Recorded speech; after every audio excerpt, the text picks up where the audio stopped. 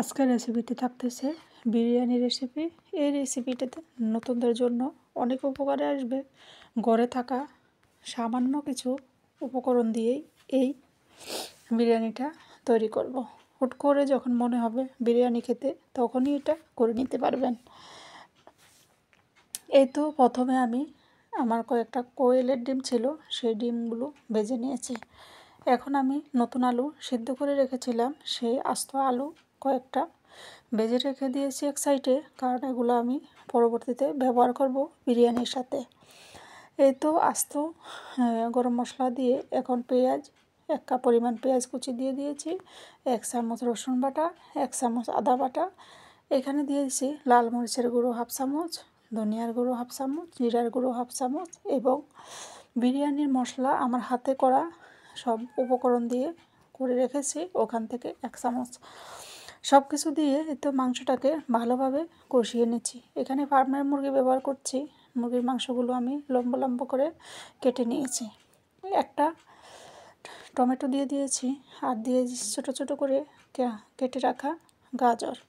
সব কিছু দিয়ে আমি মাংসটাকে ভালোভাবে রান্না করে নেব।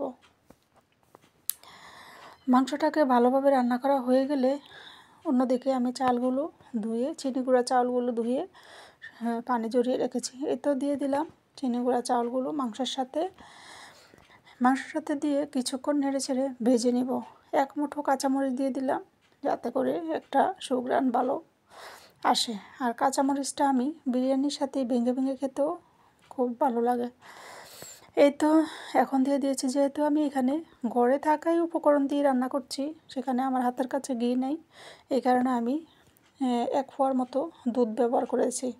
দুধ ব্যবহার করলে ওই ঘিয়ের কাজটাই হয়ে যাবে, অনেক ভালো একটা সেন্ট আসবে।